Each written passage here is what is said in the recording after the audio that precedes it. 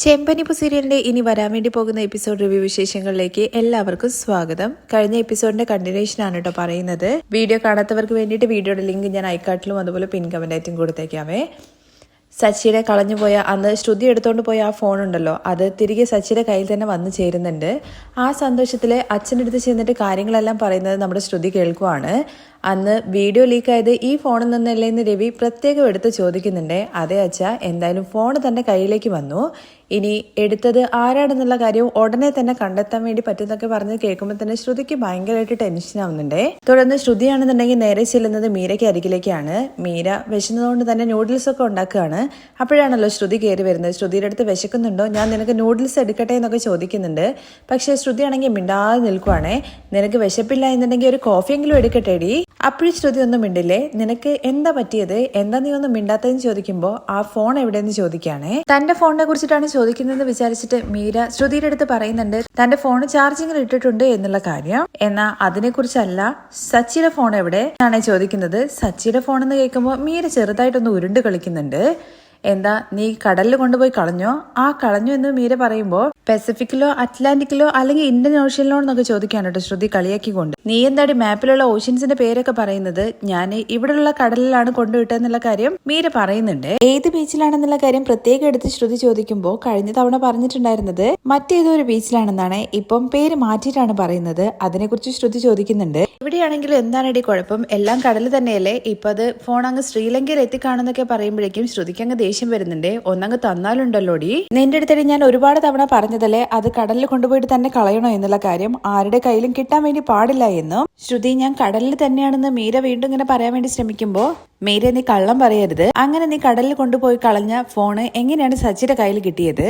സച്ചിയുടെ കയ്യിൽ കിട്ടിയെന്നുള്ള കാര്യം കേൾക്കുമ്പോൾ മീരയ്ക്കും ഭയങ്കരമായിട്ട് ഷോക്ക് ആവുന്നുണ്ട്. നീ കടലിലിട്ടു എന്നല്ലടി പറഞ്ഞത്, പിന്നെ എങ്ങനെയാണ് അവന്റെ കയ്യിൽ കിട്ടിയത്? സത്യം എന്താന്നുള്ള കാര്യം എന്റെ അടുത്ത് തുറന്നു പറയാൻ വേണ്ടിയിട്ട് ശ്രുതി പറയുന്നുണ്ട്. ഇത് കേട്ട മീരയാണെങ്കിൽ താന് കടലിലിടാൻ വേണ്ടി തന്നെയാണ് പോയിട്ടുണ്ടായിരുന്നത്. പക്ഷേ വഴിയിൽ എവിടെയോ അത് മിസ്സായി പോയി. പിന്നെ നീ എന്തിനാണ് എന്റെ അടുത്ത് കള്ളം പറഞ്ഞത് കടലിൽ കൊണ്ടുപോയി കളഞ്ഞു എന്ന്? അല്ല, നീ ദേഷ്യപ്പെടുന്നു കരുതിയിട്ടാണ്. ഇത് നോക്ക് മീര, നിന്നെ ഞാൻ എന്താ ചെയ്യേണ്ടത്? ശ്രുതി അങ്ങ് ദേഷ്യപ്പെടുമ്പോഴേക്ക് ശ്രുതി എന്നൊക്കെ പറഞ്ഞു വിളിക്കുമ്പോൾ മതിയടി നിർത്ത്, നിനക്ക് ഈ ഒരു കാര്യം പോലും നല്ലപോലെ ചെയ്യാൻ വേണ്ടി പറ്റില്ലേ? അല്ലെങ്കിലും നിന്നെ കൊണ്ടൊന്നും ഒരു കാര്യമില്ല, നീ വേസ്റ്റ് ആണ്, നിന്നെ ഏൽപ്പിച്ച് എന്നെ പറഞ്ഞാൽ മതി. ഈ ഒരു കാര്യം പോലും നിനക്ക് ഉത്തരവാദിത്തോടു കൂടി ചെയ്യാൻ വേണ്ടിയിട്ട് അറിയില്ല എന്നൊക്കെ ചോദിച്ചിട്ട് ഭയങ്കരമായിട്ട് ദേഷ്യപ്പെട്ടാണ് ശ്രുതി. ഇതൊന്നും കേട്ടിട്ട് മീരയ്ക്ക് അത്രയങ്ങ് ദഹിക്കുന്നില്ല കേട്ടോ. നിനക്ക് കുറച്ചുപോലും അറിവില്ലേ? ഇത് നോക്കി ശ്രുതി, ഞാൻ ചെയ്തത് തെറ്റ് തന്നെയാണ് എന്ന് കരുതിയിട്ട് നീ വായ തോന്നുന്നത് വിളിച്ചു പറയരുതെന്ന് പറയാണേ എന്നാണ് നീ ഈ പറയുന്നത്. തെറ്റ് ചെയ്തിട്ട് എന്റെ അടുത്ത് കള്ളം വരെ നീ പറഞ്ഞു. അതിനെ കുറിച്ചിട്ട് നീയാണോ ശ്രുതി പറയുന്നത്? ഈ ലോകത്ത് നിന്റെ അത്രയും കള്ളം പറയാൻ വേണ്ടിയിട്ട് ആർക്കും പറ്റിക്കാണില്ല. നീ എന്തോരം കള്ളം പറഞ്ഞിട്ടുണ്ട്. ഞാൻ ഈ ഫോണ് പോയതിനെ കുറിച്ചിട്ടല്ലേ പറഞ്ഞത്? ഫോണ് പോയി, അതങ്ങ് വിട്ടുകളഞ്ഞു, അത്രേ ഉള്ളൂ. ഇപ്പൊ നിനക്ക് ഞാൻ വേസ്റ്റ് ആയിട്ടാണല്ലേ തോന്നുന്നത്? ഇതിനു മുമ്പ് നിനക്ക് വേണ്ടിയിട്ട് എന്തെല്ലാം കാര്യങ്ങൾ ഞാൻ ചെയ്തിട്ടുണ്ട്, അതൊന്നും നിനക്ക് ഓർമ്മയില്ല അല്ലേ? നീ ചുമ്മാ ഓരോന്ന് പറഞ്ഞിട്ട് ഒഴിഞ്ഞു മാറാനൊന്നും ശ്രമിക്കണ്ട. അറ്റ്ലീസ്റ്റ് നീ എന്റെ അടുത്തെങ്കിലും കാര്യം പറയണമായിരുന്നു. ഞാൻ പറയാത്ത കാര്യങ്ങളാണല്ലോ നീ ചെയ്തുകൊണ്ടിരിക്കുന്നതെന്ന് ചോദിക്കുമ്പോ നീ എന്താടി എന്റെ അമ്മായിമ്മയാണോ? നീ പറയുന്ന കാര്യങ്ങളൊക്കെ ഞാൻ കേൾക്കാൻ വേണ്ടിയിട്ട്? അല്ലെങ്കിലും നീ പറയുന്ന കാര്യങ്ങളൊക്കെ ഞാൻ അനുസരിക്കേണ്ട കാര്യം എന്താണ്? നീ പറയേണ്ട കാര്യങ്ങളൊന്നും അനുസരിക്കേണ്ട ഒരു കാര്യം എനിക്കില്ല. നീ 1000 ഫ്രോഡ് പണികൾ ചെയ്യുന്നുണ്ട്, അതിനെല്ലാം ഞാൻ എന്തിനാ നിന്നെ ഹെൽപ്പ് ചെയ്യുന്നത്? വേണ്ട മീര, നീ വെറുതെ എന്റെ ദേഷ്യം പിടിപ്പിക്കരുതെന്ന് പറയുമ്പോൾ എനിക്കും ദേഷ്യമൊക്കെ വരും. നിന്റെ വർത്താനം കേട്ടാ വിചാരിക്കല്ലോ ഞാൻ നിന്റെ അടുത്ത് എന്താ ജോലി ചെയ്യുന്ന ആളാണെന്ന്. നീ കണക്കില്ലാതെ തെറ്റ് ചെയ്തുകൊണ്ടിരിക്കുന്നതിനൊക്കെ നിന്റെ കൂടെ ഞാൻ നിൽക്കണമെന്നാണ് നീ പറയുന്നത്? നീ ചെയ്യുന്ന പാപത്തിന്റെ പാതി എന്റെ തലയിൽ എടുത്ത് വെക്കുകയാണെന്നൊക്കെ മീര ഇങ്ങനെ ദേഷ്യത്തിൽ ചോദിക്കുന്നുണ്ട്. ഇത് കേട്ട മീരയുടെ അടുത്ത് ശ്രുതി തിരിച്ചു വെക്കുന്നുണ്ട്, ഞാൻ എന്ത് പാപാ ചെയ്തതെന്ന്. എന്റെ ലൈഫിലെ എല്ലാ കാര്യങ്ങളും അറിയുന്ന നീ തന്നെ എന്നെ കുറ്റപ്പെടുത്തി സംസാരിക്കുകയാണോ? നീയൊക്കെ ഒരു ഫ്രണ്ട് ആണോടി എന്ന് ചോദിക്കുമ്പോൾ ഇത്ര നാളെ ഞാൻ നിന്റെ കൂടെ നിന്നിട്ട് നിനക്ക് വേണ്ട കാര്യങ്ങളെല്ലാം ചെയ്തപ്പോ നിനക്ക് ഞാനൊരു ഫ്രണ്ടായിട്ട് തോന്നിയിട്ടില്ല അല്ലേ? നിന്റെ വർത്താനം കേട്ട വിചാരിക്കും നിന്റെ ലൈഫിൽ മാത്രമേ പ്രശ്നമുള്ളൂ എന്ന്. ഞാനൊരിക്കലും നിന്നെ പോലെ കള്ളം പറഞ്ഞ് ചുറ്റിക്കറങ്ങി നടക്കൊന്നുമല്ല. നീ ചെയ്യുന്ന കാര്യങ്ങളെല്ലാം വലിയ വലിയ തെറ്റുകളാണ്. എന്നിട്ടും ഞാൻ നിന്റെ കൂടെ എല്ലാത്തിനും കൂട്ടുനിന്നു. ഇപ്പൊ നീ പറഞ്ഞില്ലേ ഫ്രണ്ട് എന്ന്, ആ ഒരു കാരണം കൊണ്ട് മാത്രമാണ്.